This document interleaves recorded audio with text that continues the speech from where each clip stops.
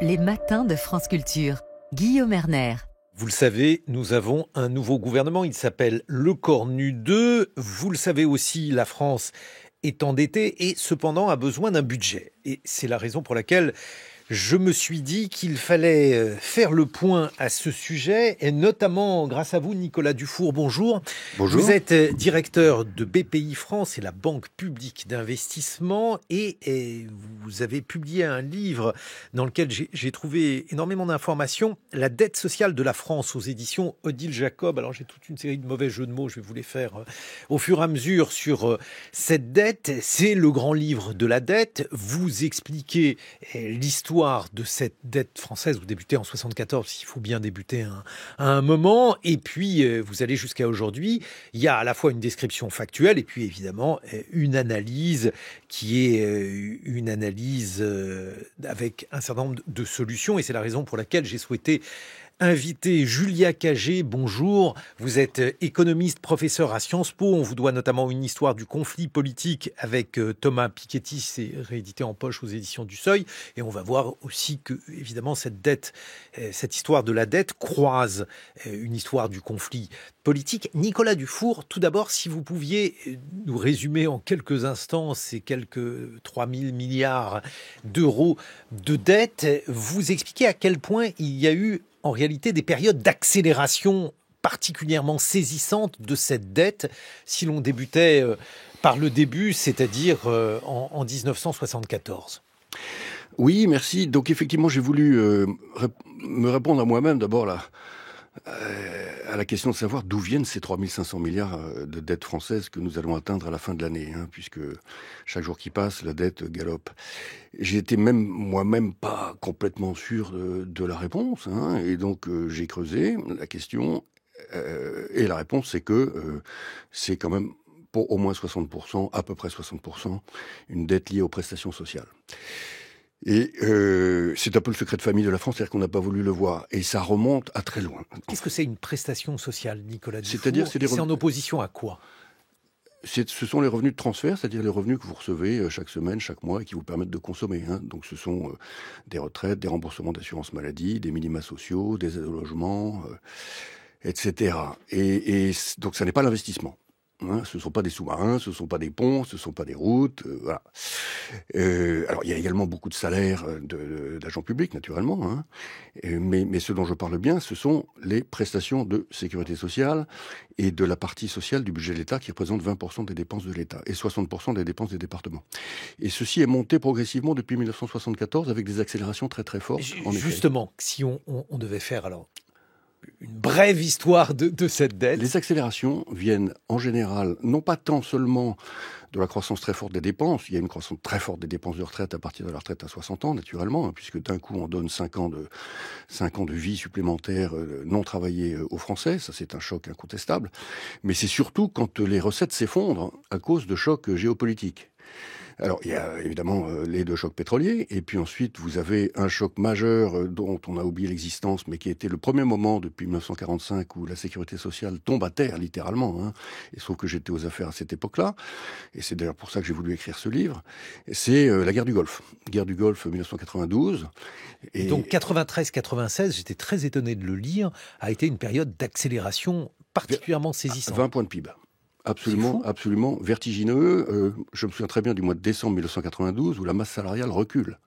La masse salariale recule. Or, à l'époque, la sécurité sociale était encore très largement financée par les cotisations, pas par la TVA, et à peine encore par la CSG. Bon, depuis, les cotisations ont beaucoup reculé.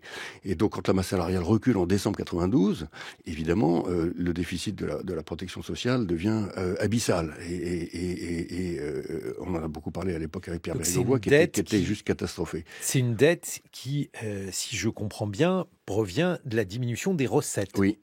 Absolument. Donc vous avez, si vous voulez, le filet social qui fonctionne à plein, qui est absolument contracyclique et qui protège les Français, qui protège la France, et qui explique d'ailleurs qu'en France les récessions sont jamais extraordinairement graves. C'est-à-dire que vous avez un filet de sécurité qui est considérable, mais comme les recettes ne sont pas là, le déficit explose. Et le problème, c'est que ensuite, vous ne revenez jamais à l'état ex-ante. Donc ça, c'est la première grande crise. Il y en a d'autres après. Il y a la crise des subprimes, il y a la crise financière, et puis après il y a le Covid. Julia Cagé, est-ce qu'on est d'accord sur l'histoire de la dette française ? Ça dépend de ce qu'on appelle l'histoire. Moi, j'ai lu le livre de Nicolas Dufour avec beaucoup d'intérêt. Et je trouve que sa principale faiblesse, d'une certaine manière, c'est de commencer en 1974. Parce que si on commence en 1974, d'une certaine manière, on oublie les 3 grands épisodes de dette française qu'on a eu au cours de notre histoire, qui sont la dette post-1789, à la suite de la Révolution française. D'ailleurs, c'est la dette française qui amène la Révolution française, l'épisode qui a lieu après la Première Guerre mondiale et l'épisode de dette extrêmement important qui a lieu en 1945. Et je trouve ça dommage finalement de passer outre ces 3 précédents épisodes où on a des niveaux de dette comparables ou supérieurs à ce qu'on a aujourd'hui, parce que du coup ça nous amène un peu à avoir une courte vue en termes de solutions. Ces 3 épisodes précédents là, c'était aussi dû d'une certaine manière à un déficit de recettes comme actuellement, et on les a résolus en allant chercher des recettes supplémentaires et notamment en mettant en contribution les plus riches. Or, y compris pour le 3e épisode, celui postérieur à la Seconde Guerre mondiale que vous évoquez. Surtout en 1945. En 1945, il y a la mise en place d'un impôt de solidarité nationale qui met à contribution les plus riches. Ça monte jusqu'à 20%. En 1945, c'est assez drôle par rapport au débat actuel quand on entend dire que la taxe Zuckman, c'est du communisme. C'est 10 taxes Zuckman d'un coup. Et c'est ça qui n'allez pas trop vite sur... En fait, ce que je veux souligner, c'est que dans le livre, où par ailleurs, j'ai appris énormément de choses sur la période récente, mais vous soulignez beaucoup le problème de recettes. Or, beaucoup de vos solutions sont du côté des dépenses. Par exemple, sur les j'aimerais qu'on parle d'abord des problèmes, Julia Cagé, pour être sûr déjà qu'on est d'accord sur le constat, parce que Nicolas Dufour, il y a quand même une découverte à vous lire. On se rend compte que finalement, cette dette, elle ne vient pas des Martiens, elle vient essentiellement des retraites et des affections longue durée.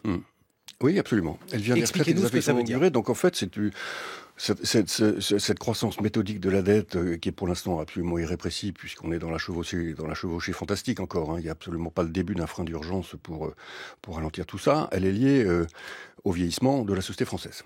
Et ce vieillissement fait l'objet d'un déni à peu près catégorique. La plupart des Français se pensant encore, comme dans les années 80 ou 90, une nation féconde, jeune, alors que le nombre de retraités a quasiment doublé. Donc c'est une dette du vieillissement. Et qui impose une rénovation calme, sans colère, du contrat social français autour de qu'est-ce que ça veut dire que d'être solidaire dans une société qui a énormément vieilli, en fait, qui a pris un énorme coup de vieux. Donc alors, plus de personnes âgées, donc plus de retraites versées. Beaucoup plus de personnes âgées et donc beaucoup plus de maladies chroniques. Est-ce qu'on est capable de quantifier, vous l'êtes, Nicolas Dufour, de quantifier ce que ça représente en termes d'augmentation de la dette ? C'est l'essentiel de l'augmentation de la dette, en réalité. C'est-à-dire que vous avez... Il y a une machine qui est la République sociale, qui est une chose absolument extraordinaire, qui produit du droit social, des protections supplémentaires, des progrès, qui ajoutent progrès sur progrès, etc. Et quand vous regardez les ordres de proportion, les progrès qui coûtent le plus cher sont les progrès qui sont liés à la retraite et qui sont liés à la couverture maladie à 100%, en effet, en règle générale, des plus de 70 ans qui sont passés en maladie chronique, avec un reste à charge dans la maladie qui n'a pas cessé de baisser et qui représente des sommes tout à fait considérables, puisque je vous rappelle quand même que la retraite, c'est 400 milliards d'euros à peu près aujourd'hui, mais ça monte sans cesse. Enfin, ces chiffres sont immédiatement périmés. Et la maladie, simplement la maladie, je ne parle même pas de la santé, la maladie, c'est 265 milliards d'euros. Donc voilà les ordres de proportion. Alors, si j'ai bien lu votre livre, 60% de la dette publique totale provient de dépenses sociales. Oui. Donc, on a compris d'où viennent les dépenses. Je vais vous dire, c'est très simple. Dans ce cas-là, il suffit d'augmenter les recettes. Alors, augmenter les recettes, ça peut provenir donc d'un certain nombre de taxes supplémentaires. Ça peut provenir aussi d'une augmentation de la productivité. Je pense que le débat doit être ouvert de manière calme et surtout, il ne doit pas être politisé. Je pense que l'État-providence français est un vrai miracle politique. C'est quelque chose de presque sain. Et donc, on doit se mettre autour de la table et trouver la solution pour qu'il soit équilibré dans les années qui viennent. Alors, ça veut dire quoi ? Les prélèvements obligatoires aujourd'hui sont les plus élevés d'Europe. On est à 47% dans les référentiels Eurostat. C'est pas du côté des prélèvements obligatoires qu'on va trouver la solution. On trouvera la solution dans la question de la quantité de travail, naturellement. Et donc, dans l'âge de la retraite. Mes positions sont connues à la matière. Elles sont, je pense, tout simplement de bon sens. Il suffit de regarder ce qui se passe dans la plupart des pays européens qui eux-mêmes ont réussi, je tiens à le souligner, à traiter leurs problèmes de manière calme. On va laisser répondre Julia Cagé. Alors, d'abord, premier point, Julia Cagé, 60% de la dette publique totale qui provient des dépenses sociales. Avez-vous la même analyse ? Il y a la question des chiffres et il y a la question de l'interprétation des chiffres et notamment des dépenses de santé.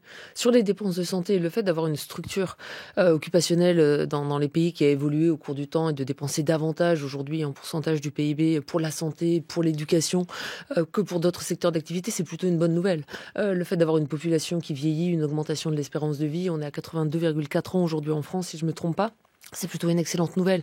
On fait beaucoup mieux d'ailleurs que dans un certain nombre de pays, y compris les États-Unis. Donc quand même, il faut prendre de front cette question de la santé et ayons un débat apaisé. Je ne pense pas que vous vouliez, Monsieur Dufour, sinon corrigez-moi, qu'on dépense moins pour la santé. C'est-à-dire que je ne pense pas que vous souhaitiez que on arrête les soins palliatifs pour les personnes âgées, qu'on arrête la prise en charge des anticancéreux, etc.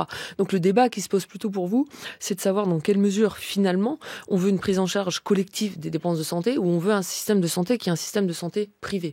On a différents modèles. Si vous prenez la question française, en France, mais comme dans la plupart des pays de l'OCDE, hors États-Unis, on est autour de 11-12% du PIB pour les dépenses de santé. Vous prenez un pays comme les États-Unis, où le système de santé est entièrement privé, on est à 17%, avec des performances de santé qui sont beaucoup moins bonnes. Vous avez moins de prise en charge, vous avez une espérance de vie qui est beaucoup plus basse et qui est en baisse. Vous avez des moins bonnes conditions sanitaires. Pourquoi ? Parce que toutes les études qui ont étudié fondamentalement le fait d'avoir un système public ou privé de santé montrent que des systèmes publics de santé sont plus efficaces que des systèmes privés. Donc dans ce cas-là, comment fait-on ? Est-ce qu'on aujourd'hui privatise le système de santé en France pour avoir moins de dépenses sociales ? Non. Ou est-ce qu'on garde le système actuel ? On va laisser répondre Nicolas Dufour. Alors donc on a ces deux postes de dépenses sur lesquels vous semblez d'accord et il y a notamment ces affections longue durée. Donc comment réduire ces dépenses sans nuire à la qualité de vie des Français ? Donc moi je suis totalement d'accord avec ce qui vient d'être dit par Julia Cagé. On a un système public, encore une fois je vais répéter, est un miracle de l'histoire de notre pays. C'est le cœur de la promesse de service public de la République sociale. Il faut surtout pas y toucher. C'est notre civilisation. J'ai envie de dire, c'est notre mode de vie. C'est le sans domicile fixe, le bourgeois sont soignés de la même manière quand ils ont une tumeur. Voilà. Donc c'est absolument extraordinaire. Il faut surtout pas toucher à ça. Et aucune privatisation ne permettrait de résoudre le problème. Le sujet, c'est comment est-ce que on fait contribuer les patients un peu plus. C'est ce qu'on appelle le reste à charge, qui baisse tous les ans, puisque comme vous avez 300 000 bénéficiaires du 100% de plus par an, à cause du vieillissement, le pourcentage de Français qui payent un reste à charge baisse tous les ans. Donc le reste à charge français est le plus faible d'Europe. Il faut le réaugmenter. Voilà. Alors ensuite, il y a une vraie question politique qui se pose, et elle doit pouvoir être traitée de manière calme là aussi, c'est est-ce qu'on le réaugmente pour tout le monde, ou est-ce qu'on le réaugmente sous conditions de ressources ? Une réforme qui a été proposée en 2007, qui s'appelait le bouclier sanitaire, qui était le reste à charge sous conditions de ressources. Moi, j'y suis plutôt favorable. Elle a été balayée d'un revers de la main à l'époque, personne n'en voulait, la mutualité française n'en voulait pas, les retraites complémentaires n'en voulaient pas, la maladie complémentaire n'en voulait pas, la droite n'en voulait pas, la gauche d'ailleurs pas beaucoup. Mais je pense que c'est une piste. Premier volet. Deuxième volet que vous évoquez dans la dette sociale de la France aux éditions Odile Jacob, Nicolas Dufour. Deuxième volet, c'est la question des retraites. Vous dites débat apaisé. Le débat sur les retraites, il est jusqu'ici, en tout cas, tout sauf apaisé. Il faut le décolérer. Il faut vraiment le décolérer parce que là, on est dans quelque chose qui est totalement irrationnel. Je comprends bien la souffrance qu'ont certains de voir, au fond, leur rêve d'inactivité précoce, on va appeler ça comme ça, abîmé par une perspective de report de l'âge légal de la retraite ou de l'augmentation de la durée de cotisation. Mais la démographie, elle est au-dessus de la politique. Oui. La démographie s'impose absolument à nous. Nous n'échapperons pas à faire travailler ou rester en contact avec le monde du travail les gens qui ont entre 60 et 70 ans, qui ne sont pas vieux, qui ne sont pas seniors, qui sont des faux vieux, qui sont dans la force de l'âge, absolument capables de contribuer. C'est déjà le cas aujourd'hui, parce que vous savez très bien, mais soyons de bonne foi. Très très faible. Ah oui, il y a la question du taux d'activité, la question de la réforme des retraites. Or, dans la réforme des retraites, il y a deux paramètres, et le paramètre essentiel aujourd'hui, c'est celui du nombre d'annuités. En termes de nombre d'annuités, aujourd'hui, on est à 42 ans et 2 trimestres. Il faut monter à 45. L'an prochain, on sera à 42 ans et 3 trimestres. C'est la loi Touraine, cumulée avec l'accélération de la loi Borne. Ce qui veut dire très clairement que toute la génération qui va arriver en âge de retraite, et qui aujourd'hui est une génération qui a fait beaucoup plus d'études, qui a davantage travaillé, donc qui s'est mis en activité plus tard, autour de 23, 24, 25 ans. Cette génération-là est déjà à 68 ans dans les faits. Donc en fait, ce que vous appelez de vos souhaits, c'est déjà le cas. Donc ça, c'est pareil. Sur la réforme des retraites, je pense qu'il ne s'agit pas de faire peur aux citoyens en leur disant vous allez travailler aujourd'hui. En fait, la plupart des gens qui aujourd'hui ont étudié vont aller jusqu'à 68 ans. Une Et ensuite réponse se pose, rapide. et ensuite se pose la question, Terminé. se pose la question de la justice, et de la justice également par rapport aux retraites. Et c'est vrai que les gens qui ont commencé à travailler extrêmement tôt, à 15 ans, à 18 ans, à 20 Bien ans, sûr. avec des emplois extrêmement Bien sûr, difficiles, mais ça, y a aucun mal problème. rémunérés, une Nicolas espérance Dufour, de vie une réponse plus faible, eux rapide. doivent pouvoir partir Bien sûr, plus bien tôt. sûr. Mais en termes du nombre Mais je pense d'annuités, qu'il faut- on va déjà largement à Nicolas 68 ans Dufour, avec les dispositifs Bien sûr, actuels. je suis tout à fait d'accord avec ça. Mais ceux qui ont travaillé à 14, 15, 16, ils ont depuis très longtemps été traités. Le sujet, c'est aujourd'hui ceux qui ont commencé à 21 ans, ils partent avec le dispositif carrière longue à cause des réformes Touraine et Borne. Voilà. Et donc ça fait 40% des cadres qui partent à la retraite en ce moment partent avec le dispositif carrière longue, c'est-à-dire avant l'âge. On marche totalement sur la tête quand on a un tel déficit du régime de retraite français. Donc il faut régler le problème, le traiter encore une fois de manière extraordinairement calme, comme l'ont fait les autres pays européens. Il n'y a aucune raison que ça soit un sujet ultra politique en France et un sujet de consensus national dans tous les pays d'Europe du Nord. La dette sociale de la France, 1974-2024, votre livre, Nicolas Dufour, pour tout savoir sur la dette française et puis pour savoir comment cette dette, elle se transforme en conflit politique. Eh bien, une histoire du conflit politique, c'est le livre que vous avez publié avec Thomas Piketty. Il est réédité en poche aux éditions du Seuil. 8h sur France Culture. 6h30, 9h, les matins de France Culture. Guillaume Erner. Nos invités, Nicolas Dufour, directeur de BPI France, la banque publique d'investissement. Vous publiez La dette sociale de la France aux éditions Odile Jacob. Julia Cagé, économiste, professeur à Sciences Po. On vous doit une histoire du conflit politique avec Thomas Piketty. C'est aux éditions du Seuil. On a évoqué la dette, la socialisation des dépenses, selon vous, Nicolas Dufour, avec deux facteurs clés, les retraites et les affections longue durée, qui expliquent, selon vous, l'explosion de la dette. D'où un choix de modèle social discuté par vous, Julia Cagé. Un commentaire sur ce que vient de dire Jean Lémarie. Est-ce que ce gouvernement vous convient, Julia Cagé ? Non, c'est une question, vous avez le droit de répondre non. Non, mais ce qui me convient pas, c'est ce qui est en train de se passer depuis plusieurs mois et en fait depuis la dissolution en 2024. Avant la dissolution en 2024, Emmanuel Macron avait une majorité à l'Assemblée nationale avec les Républicains. Il n'a pas voulu finalement aller au bout de sa logique qui consistait pourtant depuis plusieurs années à gouverner avec la droite et finalement à faire jouer cette majorité Emmanuel Macron, les Républicains. Donc il est allé à la dissolution où il n'a plus de majorité. Après cette dissolution-là, il y avait deux manières finalement de voir les nouveaux équilibres du pays. Un, quand même, la victoire de la gauche, même sans majorité absolue, à qui Emmanuel Macron se refuse obstinément de donner la possibilité d'avoir un gouvernement, un Premier ministre et d'aller justement à l'Assemblée nationale sans 49.3, ce qui est vraiment un problème démocratique, on pourra revenir là-dessus, ou alors de gouverner carrément à droite et de donner aux Républicains, avec un certain nombre d'autres partis, la possibilité aussi d'avoir une offre politique. Emmanuel Macron, finalement, vit aujourd'hui un peu seul dans ce monde du macronisme où il est persuadé que l'expérience de la tripartition qu'il a voulu amener en France avec un espèce de centre de la raison qui pouvait gouverner seul contre l'avis de la majorité et contre la droite et la gauche pourrait se maintenir au pouvoir. Or, aujourd'hui, il n'a plus de majorité. Ce centre-là n'existe plus. Je pense qu'il faut faire un choix qui est un choix clair, soit à gauche, soit à droite. Il ne fait pas ce choix. Et du coup, on se retrouve dans un équilibre qui est un équilibre d'instabilité, où on se retrouve dans les pires moments, finalement, de la 4e République. Sauf qu'on n'est pas dans la 4e République, on n'est pas dans un système électoral à la proportionnelle, et on est en train d'abîmer profondément la politique. Là, on le dit ici ce matin, un peu avec le sourire, c'est votre métier d'éditorialiste, mais d'une certaine manière, le fait d'être à 4 gouvernements, d'avoir des gouvernements qui ont des durées de vie de 14 heures, on désintéresse profondément les citoyens. Je pense aussi qu'on les désintéresse des urnes en ne respectant pas les victoires électorales comme celle de la gauche en 2024 avec une participation qui était beaucoup plus forte que ce qu'on avait eu lors des dernières élections. Et puis on fait aussi du coup, finalement, le marchepied à tous les partis qui sont contre le système, qui croient plus aux urnes, qui croient plus aux élections. Donc je pense qu'on est dans un moment extrêmement grave pour notre démocratie. Et ce qui s'est passé encore hier soir, voilà, ça devient une habitude. Maintenant, on nomme les gouvernements le dimanche à 20h, 21h, les premiers ministres. Oui, il était quelle heure ? Il était 22h vendredi. C'est pas une manière très correcte de dormir. Non, mais pas que les journalistes. Une dernière chose quand même, et je m'arrête ici. Les citoyens, là, vous allez avoir une passation de pouvoir qui n'est pas de petit four. Moi, ça me va très bien. Il y a des passations de pouvoir tous les 2 matins, qui n'est pas de journalistes. lors de passation de pouvoir. Ça, c'est quand même un tout petit peu plus problématique, parce que du coup, on ne sait pas la marche politique qui va être suivie par les nouveaux ministres. Nicolas Dufour, un commentaire. Sur le gouvernement ? Non, pas de commentaire dans ma position. Alors, pas trop d'une banque publique. J'ai dans ce cas-là une question pour vous.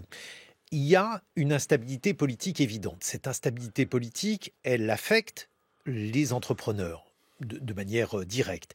Elle les affecte de manière indirecte puisque le taux d'épargne des Français ne cesse d'augmenter. On est passé de, je dis ça de mémoire, de 13 ou 14 à 19% de taux d'épargne. Cette différence, elle est aussi en partie un manque à gagner pour les caisses de l'État. Est-ce que ça, par exemple, c'est quelque chose que les milieux d'affaires évoquent ?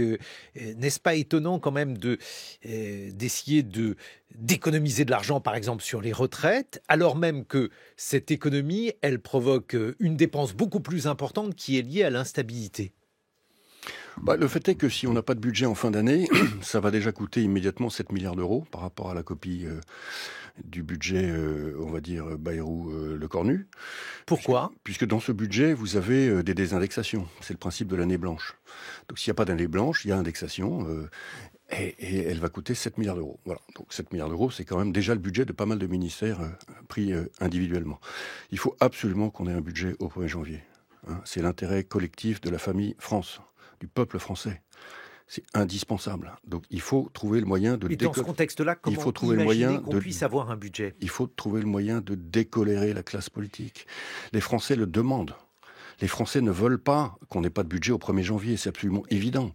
Alors maintenant... Je parle sous le contrôle de Jean Lébarry. J'ai l'impression que la classe politique est encore plus en colère qu'auparavant. LR qui était favorable dans un sens et défavorable dans l'autre. Enfin bref. Écoutez, il faut que des voix calmes s'expriment pour que la classe politique atterrisse sur un certain nombre de sujets. 60% des dépenses publiques sont des dépenses sociales. Donc le budget 2026 est un budget social. C'est là-dessus que portent les choses.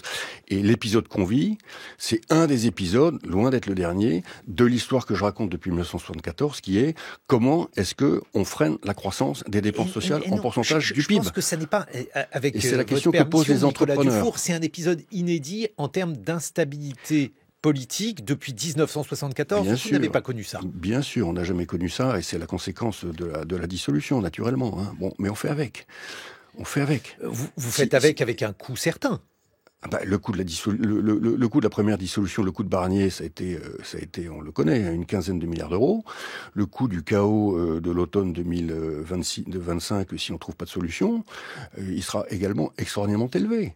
Mais qu'est-ce qu'on veut ? On veut continuer d'empiler de la dette sur de la dette simplement parce qu'on se met pas d'accord sur quoi ? Sur le mot suspension ou étalement ? C'est ça la question auquel on est confronté aujourd'hui. Non, je vais continuer. Je pense que les Français ne supportent plus ça, précisément. Les Français voudraient que les gens responsables, qui sont autour de la table à Paris, se mettent d'accord pour que le pays soit tenu et géré. D'accord. Et arrêtent de se crêper le chignon sur du narratif. Il faut sur le narratif. Le mot suspension, le mot abrogation, le mot étalement, la proposition qui est pas rien parce que ce sont des mots qui ont. Oui, non, mais là vous faites peser la responsabilité de l'instabilité politique sur le Parti socialiste et sur la gauche. Disons les choses clairement, c'est ce que vous êtes en train de dire. Je dis très clairement que si on demande l'abrogation, c'est la dissolution. Donc non, juste pour rappeler les choses. Donc vous aviez soutenu le projet du NFP. Ce projet, il prévoit. Vous froncez les sourcils. Oui, non, pas du tout. Non, j'ai soutenu le projet du NFP, j'attends la fin de votre phrase. Donc, vous considérez que cette réforme des retraites, elle doit être abrogée ? Non, alors, moi, je vais redire ce que j'ai déjà dit tout à l'heure. Il y a la question de l'âge légal de départ et il y a la question du nombre d'annuités. Le nombre d'annuités, d'ailleurs, ça vient de la loi Touraine, qui était une ministre socialiste. Il est en augmentation. On tend vers les 43 ans. Ça a été accéléré par la loi Borne. La question, c'est est-ce qu'on va aller ou pas vers cette accélération de la loi Borne ? Et ensuite... La question de l'âge légal, ça se pose, oui, sur une question de justice sociale qui est pour les longues carrières, donc pour un ensemble de la population qui va être de plus en plus faible, en fait, parce que le nombre d'années d'études est de plus en plus élevé. Donc voilà. Ensuite, à partir de là, la question qui se pose aujourd'hui, et tout dépendrait pas du vocabulaire, comme vous le dites, ou de l'utilisation du mot suspension ou abrogation, si Emmanuel Macron, et c'est lui le responsable de cette crise, disons-le clairement, si Emmanuel Macron avait donner la possibilité à la gauche, aujourd'hui, de proposer un gouvernement et de proposer un budget, ce qui était la chose la plus logique à la suite des élections de 2024. Parce que j'ai lu un livre, Julia Cagé, qui s'intitule Une histoire du conflit politique, le livre, je crois, que vous avez écrit avec Thomas Piketty, et dans ce livre, vous expliquez que justement, la chienlit venait du fait que nous étions dans un système désormais tripartite, alors que ce système était prévu pour un système droite-gauche. Ça n'a pas changé. Gauche. Ça a changé. En fait, ce qui est en train de se passer... ça n'a pas changé depuis que vous l'avez écrit. La critique, elle demeure. Oui, alors la critique demeure complètement, mais ce qu'on écrivait avec Thomas Piketty, donc le livre sort en 2023, donc on est 2 ans plus tard, et ce qu'on écrit avec Thomas dans le livre, on écrit que fondamentalement, aujourd'hui, le système de tripartition est un système instable, qui ne peut pas durer. Pourquoi ? Parce que le socle électoral d'Emmanuel Macron est extrêmement réduit, et qu'on a avec Emmanuel Macron, d'une certaine manière, sur 250 ans, l'un des votes les plus bourgeois de l'histoire politique française. Donc il a un socle électoral extrêmement réduit, et la raison pour laquelle il arrive à se maintenir au pouvoir, c'est qu'on a une division des classes populaires, avec des classes populaires urbaines qui votent plutôt à gauche et des classes populaires plus rurales qui votent plutôt pour le Rassemblement national. Or, ce qui s'est passé au cours des 2 dernières années, c'est la preuve de l'instabilité du macronisme, qui n'arrive pas aujourd'hui, sur ce socle électoral étroit, à se maintenir au pouvoir. Il n'a plus de majorité. Et ce qui se passe aujourd'hui, fondamentalement, c'est qu'Emmanuel Macron refuse la cohabitation. Alors, on va laisser répondre Nicolas Dufour. Nicolas Dufour, vous vous êtes élevé contre la taxe Zuckman, ou j'imagine contre d'autres taxes qui seraient en faveur donc d'une taxation supplémentaire des riches. Non. Est-ce que ça n'est pas... Alors justement, je vais vous demander de répondre à ça. Est-ce que ça n'est pas le prix à payer pour justement décolérer le peuple ? Je ne crois pas du tout. Je pense qu'il faut au contraire très clairement dire que mettre ce sujet au centre du débat public est une sorte d'épouvantail pour éviter de parler du cœur du sujet. Le cœur du sujet, c'est le dérapage des dépenses sociales en proportion du PIB et en proportion de la capacité contributive des entreprises. C'est ça le cœur du sujet. C'est que les dépenses publiques croissent plus vite que leur socle, qui est l'économie. Et ça fait très longtemps que ça dure, et c'est toute l'histoire de mon livre. Et donc, moi, je n'accepte pas, comme ça a été le cas d'ailleurs en 1995 quand Juppé a déplafonné l'ISF, qui était une catastrophe pour l'économie française. Il l'a fait parce qu'il fallait donner une livre de chair justement à la Vox Populi pour pouvoir faire quelque chose, en l'occurrence le plan Juppé, qui a d'ailleurs échoué puisqu'il n'a pas pu faire sa réforme des retraites, des régimes spéciaux, qui ont gardé leurs avantages extraordinairement conséquents pendant une quinzaine d'années de plus. Donc les livres de chair livrés ne servent en fait à rien. La vérité, c'est qu'il faut que la société française fasse un travail sur elle-même pour voir comment elle va pouvoir stopper l'emballement de la dette. La question de la dette n'est pas tant son niveau. Aujourd'hui, il est très élevé, mais le problème, c'est qu'on embarque 100 milliards par semestre. Attendez, juste une remarque avant de laisser répondre Julia Cagé. Mais Julia Cagé répond beaucoup, et moi je parle pas beaucoup. Donc il faut quand même que les gens, Vous avez répété le même argument. J'aimerais avancer dans le débat, Nicolas Dufour. J'aimerais que vous m'expliquiez comment on pourrait, par exemple, non pas diminuer cette dette si celle-ci est indispensable, mais augmenter les recettes. Si vous augmentez les recettes, vous diminuez la dette. Mais les recettes, elles viennent de l'économie. Il faut comprendre ça quand même.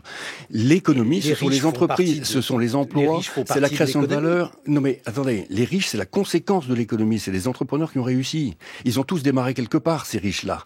La vérité, c'est qu'il nous faut plus d'entreprises, plus d'entrepreneurs qui exportent plus. Il faut de la prospérité de masse. C'est la prospérité de masse qui nous a sauvés dans les années 50, 60 et 70. Il faut revenir à ça. Alors dans un pays qui est beaucoup plus difficile, puisque c'est un pays qui a beaucoup vieilli, donc la croissance potentielle, elle est beaucoup plus faible qu'avant. Mais il faut se souvenir que ce sont les entreprises qui financent l'État-providence. On va laisser répondre. Et je ne suis absolument pas opposé à ce qu'il y ait une taxe sur les riches. Il faut trouver un paquet riche. Il a d'ailleurs été négocié. Pourquoi pas la taxe Zuckman alors ? Parce qu'elle ne fonctionne pas. La taxe Zuckman décourage totalement les entrepreneurs. La taxe Zuckman, c'est de la nitroglycérine pour les entrepreneurs. Plus personne ne voudra prendre de risques en France. Donc, mais il y a des solutions alternatives. Si vous voulez pomper 5 milliards d'euros sur les riches, il y a d'autres méthodes. On va laisser répondre Julia Cagé. Il faut quand même se mettre d'accord sur le diagnostic. Et je pense que vous connaissez suffisamment bien les chiffres pour avoir l'honnêteté de reconnaître que depuis 2017, entre 2017... Ça n'est pas le sujet. La concentration des richesses n'est pas le sujet de l'État-providence. J'allais pas parler de la... Bon. Donc, entre 2017 et 2025, le dérapage des comptes publics en France est entièrement dû à un dérapage des recettes et non à une augmentation des dépenses. Mais parce que les retraites sont trop généreuses. Les dépenses publiques en pourcentage du PIB en France, aujourd'hui, ont retrouvé leur niveau de 2017. Or, on a un déficit de recettes de l'ordre de 2,5% du PIB par rapport à 2017, soit 75 milliards d'euros en moyenne, ce qui est dû à quoi ? À la suppression de l'impôt sur la fortune par Emmanuel Macron en grande partie, et deuxièmement à la flat tax sur le capital. Donc, pas du tout, c'est la taxe d'habitation et la baisse de l'impôt sur le revenu pour les classes moyennes. Mettons-nous d'accord d'abord sur le diagnostic. Le diagnostic, c'est les classes moyennes qui ont bénéficié des baisses d'impôt de Macron. On est revenu au niveau de dépenses en pourcentage du PIB de 2017, on a un dérapage des recettes. Deuxième question, où est-ce qu'on trouve ces recettes ?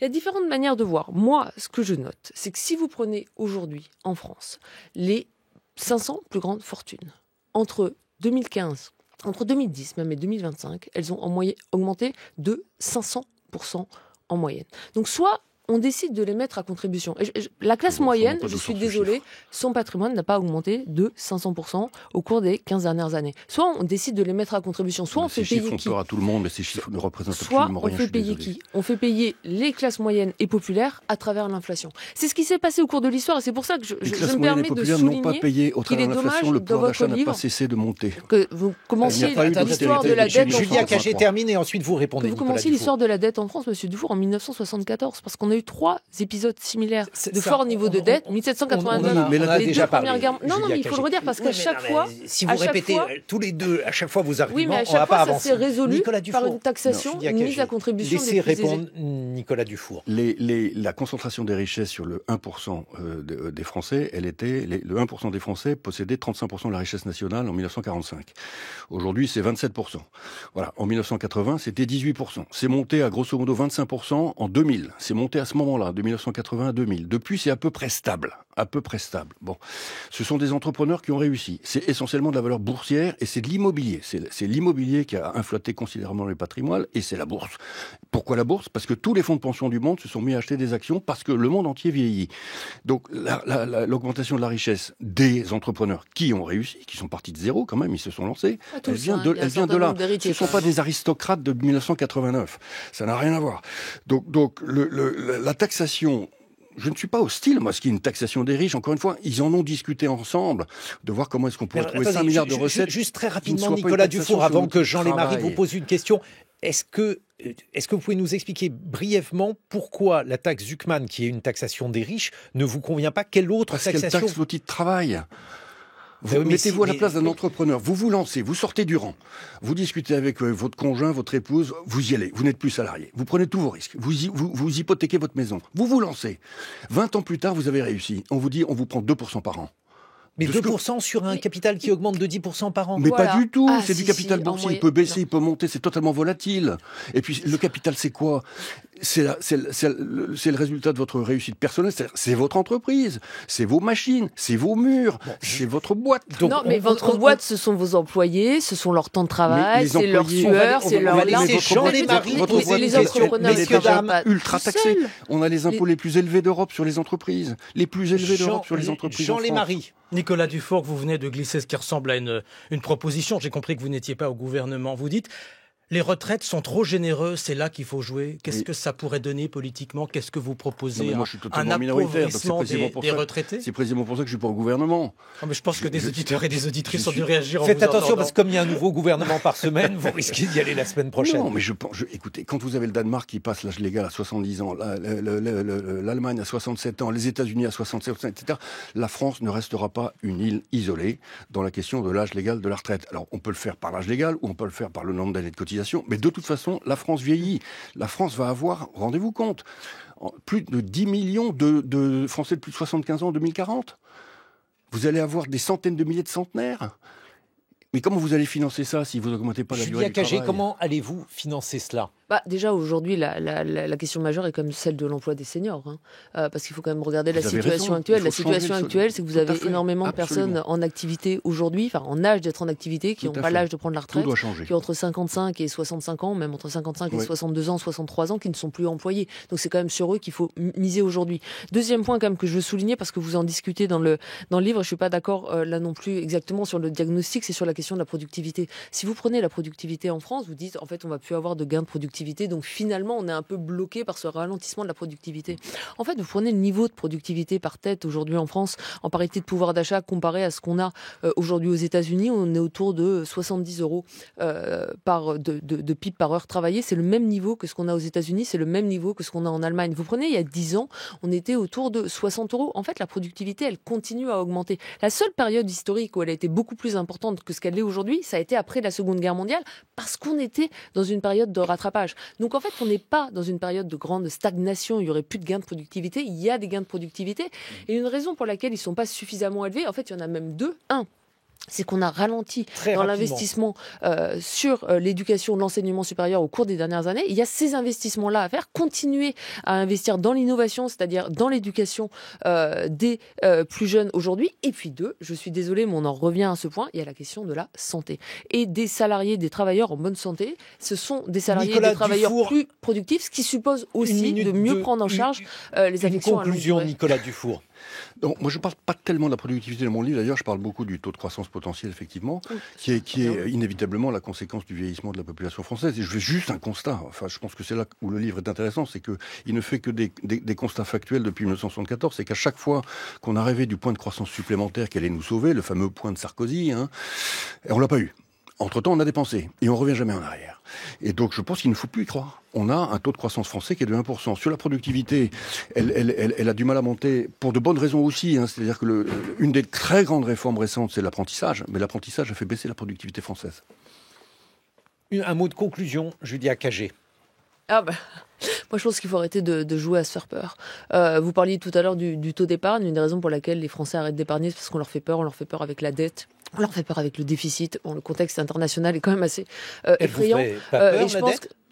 Moi, la dette, je pense qu'il y a des réponses. Encore une fois, j'apprends de l'histoire. J'ai vu comment on l'a résolu dans l'histoire. Il y a des mauvaises manières de le faire, c'est-à-dire sans taxe et avec de l'inflation, ce qui fait payer les plus modestes. Il y a des bonnes manières de le faire, de mettre à court terme à contribution les plus riches, parce que chacun doit faire des efforts. On s'en est toujours sorti. Ça permet de l'investissement dans le futur. Si vous regardez sur les 250 dernières années, aujourd'hui, on dépense plus pour la santé, plus pour l'éducation. Vous avez des gens qui vivent plus longtemps, qui sont plus productifs. Donc, c'est quand même de bonnes nouvelles dans l'ensemble. L'instabilité politique actuelle nous fait énormément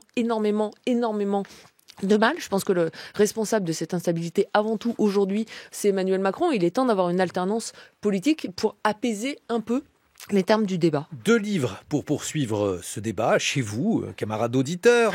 Nicolas Dufour, La dette sociale de la France aux éditions Odile Jacob. Vous saurez tout sur ce qui s'est produit depuis 1974 à ce sujet. Julia Cagé, une histoire du conflit politique avec Thomas Piketty. C'est aux éditions du Seuil dans quelques instants. Mes camarades Lucille Como, François Saltiel et le journal de 8h45.